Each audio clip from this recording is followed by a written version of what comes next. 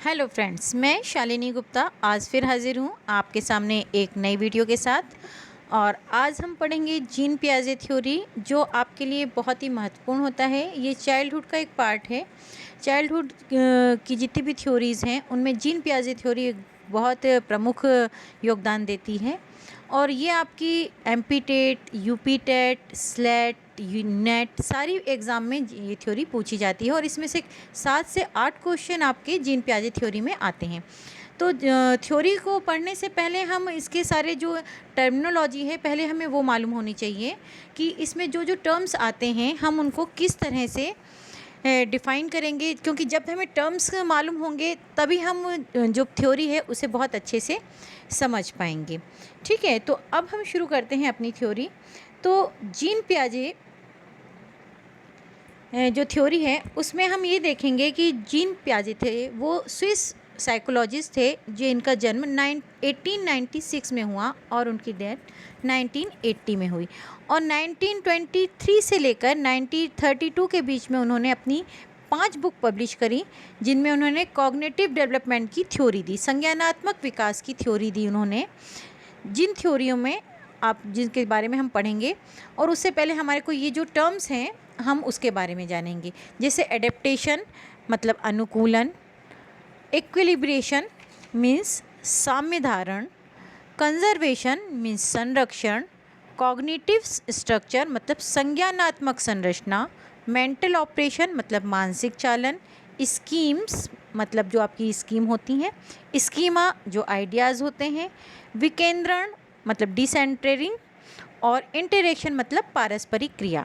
ये 9 टर्म्स हैं। आज इस वीडियो में हम इन टर्म्स के बारे में जानेंगे कि ये टर्म्स क्या होती हैं, क्योंकि जब तक हमें इन टर्म्स के बारे में क्लियर नहीं होगा हमें जीन पियाजे की थ्योरी समझ में नहीं आएगी। ठीक है, तो चलिए आगे बढ़ते हैं। आगे हम देखते हैं, सबसे पहले टर्म है एडेप्टेशन। एडेप्टेशन जो टर्म है इसमें हम देखेंगे कि जो एडेप्टेशन है, पियाजे के अनुकूलन के सिद्धांत में एडेप्टेशन एक कॉन्सेप्ट का काम करती है। इनके अनुसार जो अनुकूलन की प्रवृत्ति होती है बालकों में जन्मजात होती है। अनुकूलन का अर्थ क्या होता है कि वातावरण के साथ सामंजस्य स्थापित करना। जो व्यक्ति वातावरण के साथ सामंजस्य स्थापित कर लेता है वही आगे बढ़ पाता है। अब ये जो अनुकूलन है वो 2 तरीक़ों से होता है, एसिमिलेशन एंड एकोमोडेशन। एसिमिलेशन मतलब आत्मसातीकरण और एकोमोडेशन मतलब समायोजन या समझौता। तो जब भी अब हम देखेंगे कि एसिमिलेशन क्या होता है कि जब भी कोई बालक किसी परिचित परिस्थिति या नई परिस्थिति में होता है तो वह एक पैटर्न के आधार पर अपना व्यवहार करता है। यदि उसका व्यवहार उसके परिणाम स्वरूप सफल होता है तो उसमें कोई परिवर्तन लाने की ज़रूरत नहीं, मतलब वो अपने पुराने अनुभवों के आधार पर अपना व्यवहार करता है।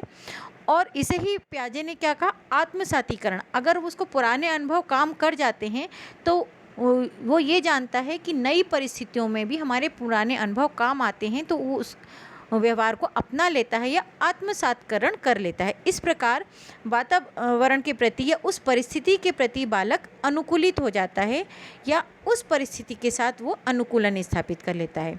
फिर हम अगर एकोमोडेशन देखें तो एकोमोडेशन में क्या होता है कि कोई जो नई परिस्थिति है उसमें जो बालक है वो अपने पहले के अनुभव के अनुसार व्यवहार करता है और वो फेल हो जाता है या विफल हो जाता है, तो उसको ये मालूम पड़ता है कि ये हमारा जो व्यवहार है ये अनुकूलन नहीं कर पा रहा है, हमारे को इसमें चेंज की ज़रूरत है।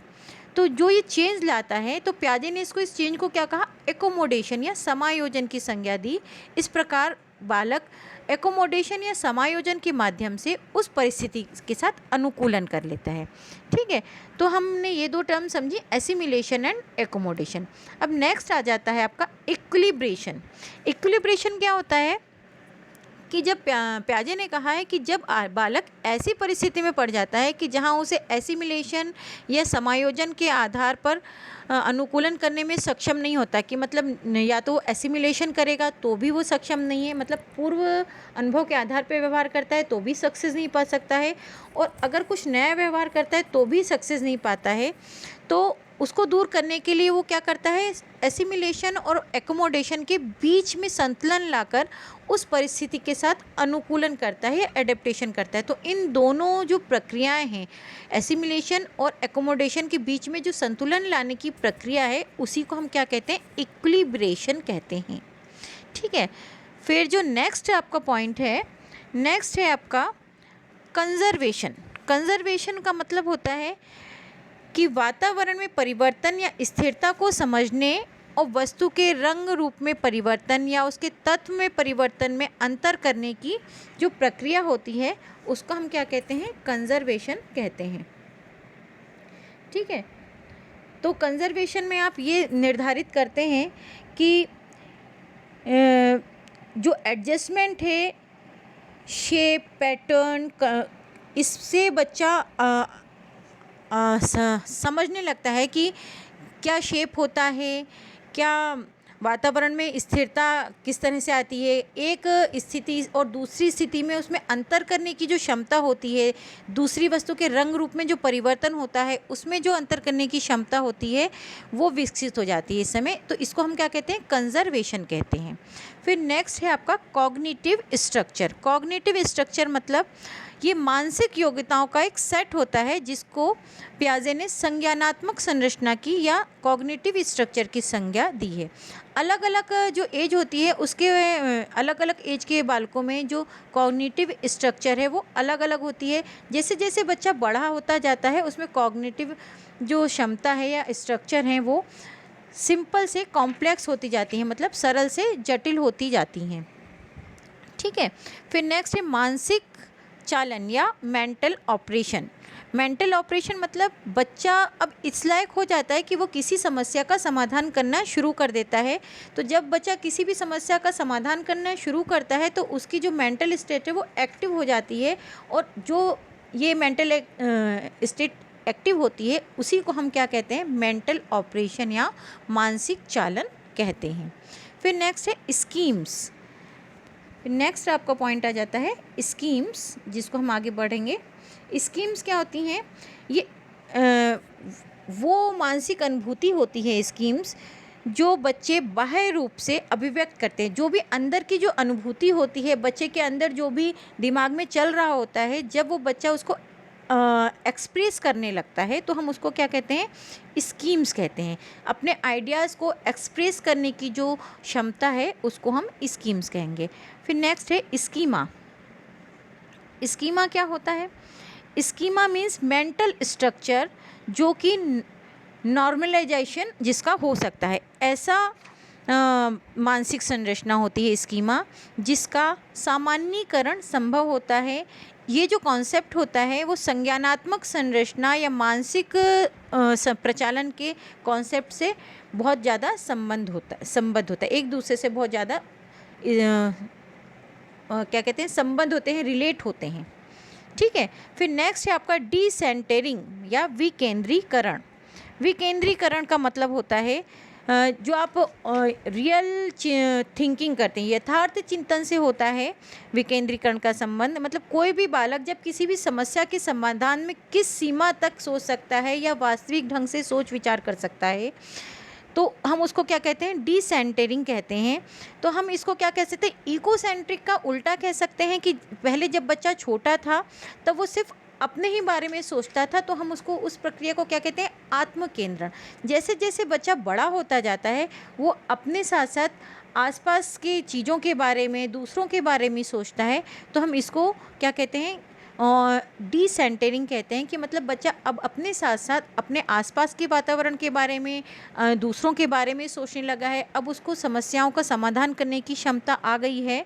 तो जैसे जैसे बच्चा बड़ा होता जाता है वो आत्मकेंद्रण की जगह विकेंद्रण तरीके से सोचने लगता है। एंड लास्ट पॉइंट है आपका इंटरेक्शन। इंटरेक्शन में क्या होता है कि जो बच्चों में रियलिटी को समझने की, उसको खोज करने की क्षमता विकसित हो जाती है।